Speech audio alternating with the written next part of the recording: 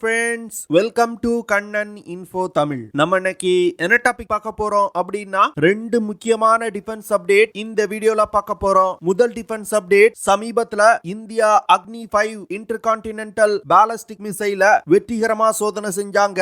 இந்த சோதனைக்கு பிறகு நிறைய defence experts India intercontinental ballistic missile டெவலப்மெண்ட்ல கான்சென்ட்ரேட் செய்தது போதும், அடுத்து SLBMs அப்படின்னு சொல்லக்கூடிய சப்மரீன் லான்ச் பாலிஸ்டிக் மிசைல் டெவலப்மெண்ட்ல அதிக கவனம் செலுத்தணும் அப்படின்னு அறிவுரை வழங்கியிருக்காங்க.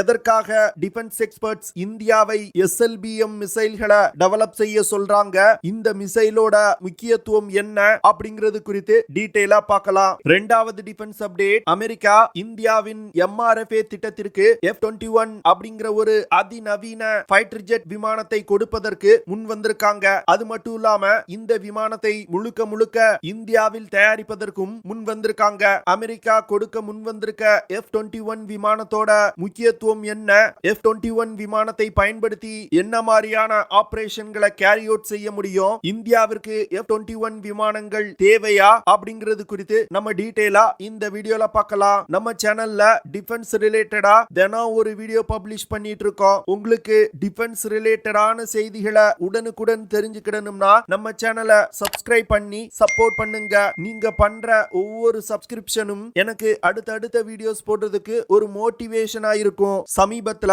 இந்தியா அக்னி 5 இன்டர்கான்டினென்டல் பாலிஸ்டிக் மிசைல வெற்றிகரமா சோதனை செஞ்சாங்க. கிட்டத்தட்ட 5400 கிலோமீட்டர் தூரத்துக்கு அக்னி 5 மிசைல்களை லான்ச் செய்து இந்த சோதனை நடத்தப்பட்டது. இந்த சோதனை தான் இந்தியா இதுவரைக்கும் நடத்திய மிசைல் சோதனைகளிலே அதிக தூரம் நடத்தப்பட்ட சோதனை. அக்னி 5 மிசைல் மூலமா இந்தியாவுடைய நியூக்ளியர் டிட்டரன்ட் கேப்பபிலிட்டி அசுர வளர்ச்சியை கண்டிருக்கு அப்படின்னு டிஃபென்ஸ் எக்ஸ்பர்ட் சொல்றாங்க.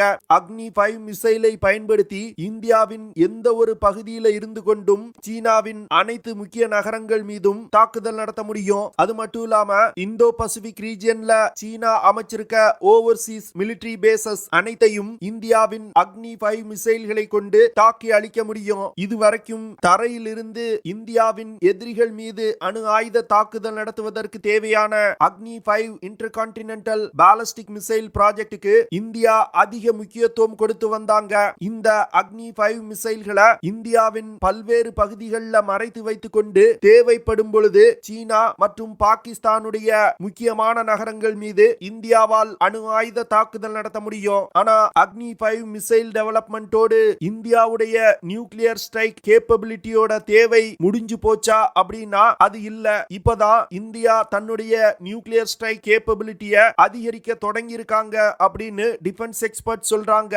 இந்தியா நியூக்ளியர் ஸ்ட்ரைக் கேப்பபிலிட்டியில தன்னிறைவை அடையணும்னா அதற்கு தொடர்ந்து பல ப்ராஜெக்ட்களை இந்தியா செயல்படுத்த வேண்டும். அடுத்து India land base hypersonic cruise missiles, hypersonic glide வெஹிக்கிள்கள் போன்ற ஆயுதங்களை தயாரிப்பதில் அதிக கவனம் செலுத்த வேண்டியது இருக்கு. இதற்கு காரணம் சீனா ஹைப்பர்சானிக் தொழில்நுட்பத்துல ஒரு அசுர வளர்ச்சி கண்டு வந்துகிட்டு இருக்காங்க. அதனால இந்தியாவும் தன்னுடைய ஹைப்பர்சானிக் வெப்பன் ப்ராஜெக்ட்களை வேகப்படுத்த வேண்டிய கட்டாயத்துல இருக்காங்க.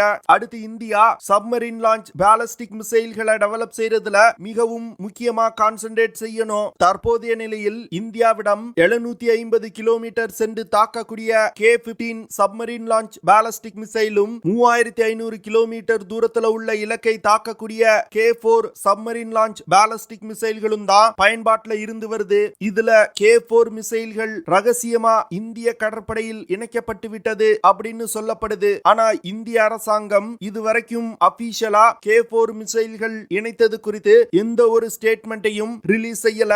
இந்த சூழ்நிலையில அக்னி 5 மிசைல் போன்றே இந்தியாவிற்கு ஒரு long range submarine launch ballistic missile தேவை அப்படின்னு டிஃபென்ஸ் எக்ஸ்பர்ட் சொல்றாங்க.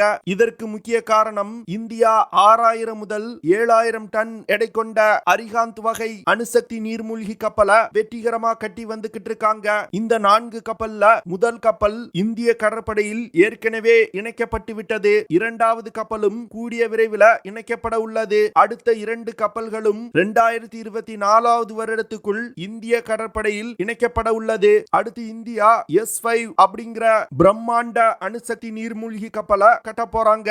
இந்த நீர்மூழ்கி கப்பல்கள் கிட்டத்தட்ட 14,000 டன் எடை கொண்டதா இருக்கும். S5 நீர்மூழ்கி கப்பல்களை இந்தியா அடுத்த 10 வருடங்களுக்குள் இந்திய கடற்படையில் இணைச்சிருவாங்க.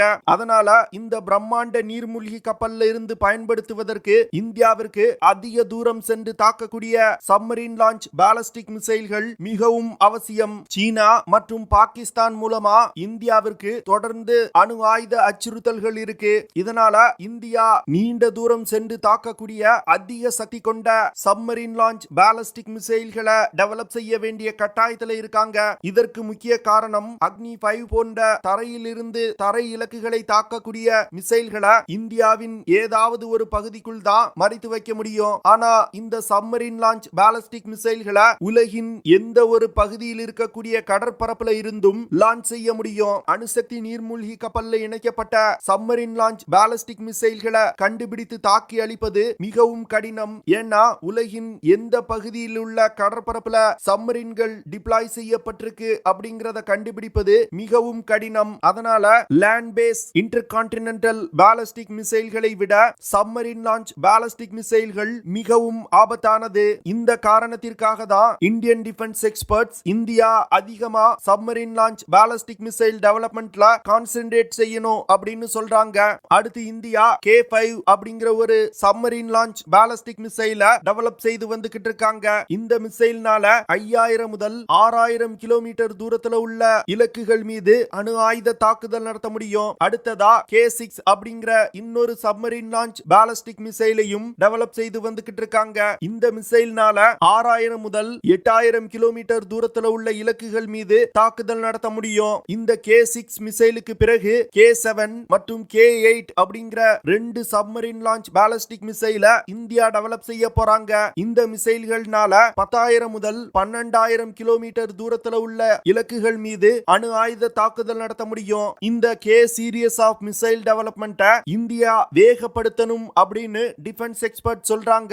இந்த மிசைல்கள் வெற்றிகரமா டெவலப் செய்யப்பட்டு இந்திய கடற்படையில் இணைக்கப்படும் பொழுது இந்தியாவுடைய நியூக்ளியர் ஸ்ட்ரைக் கேப்பபிலிட்டி ஒரு அசுர வளர்ச்சி அடையும் அப்படின்னு டிஃபென்ஸ் எக்ஸ்பர்ட் சொல்றாங்க.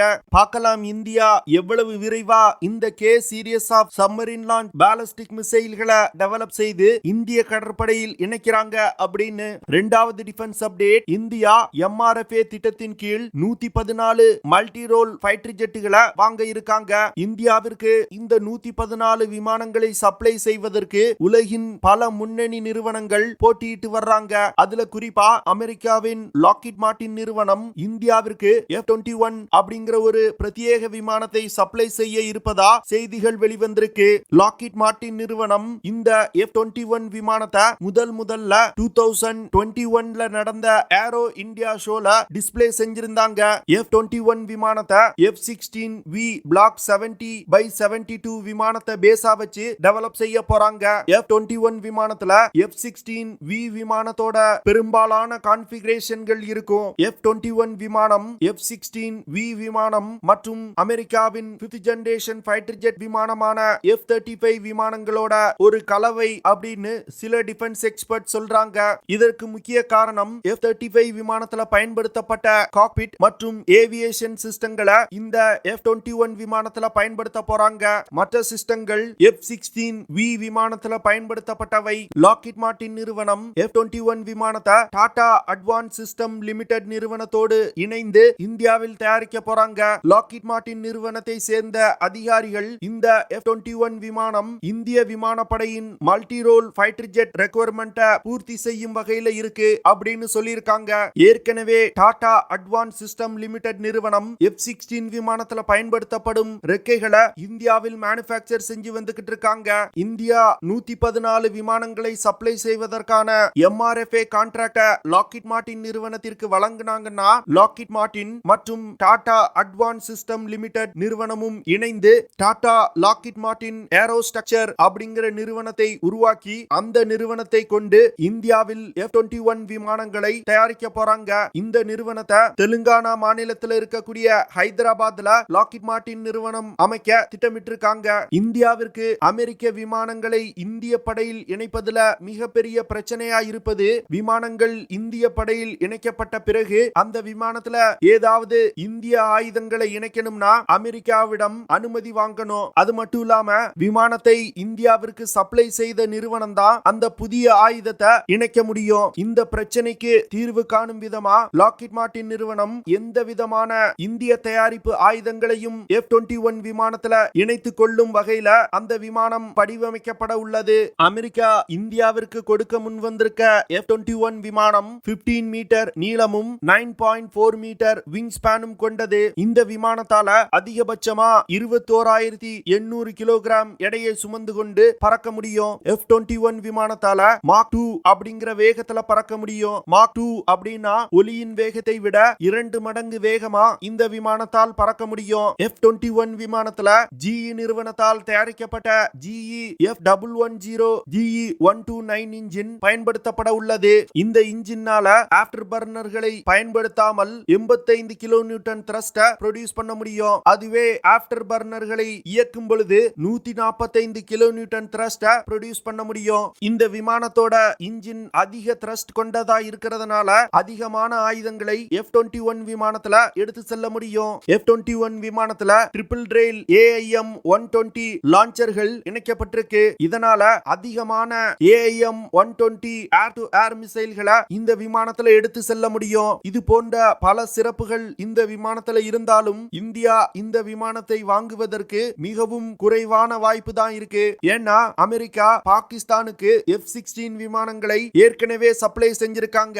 அதே F-16 விமானத்தை பேஸா வச்சுதான் இந்த F-21 விமானங்கள் தயாரிக்கப்பட உள்ளது. அதனால பாகிஸ்தானுக்கு இந்த விமானத்தோட செயல்திறன் என்ன அப்படிங்கிறது நன்றாகவே தெரிஞ்சிருக்கும். இதன் காரணமா இந்தியா இந்த விமானங்களை வாங்குவது சந்தேகம்தான். என்ன பொறுத்த மட்டில் இந்தியா இந்த விமானங்களை வாங்க கூடாது. நீங்க என்ன நினைக்கிறீங்க அப்படிங்கறத கமெண்ட் பண்ணுங்க.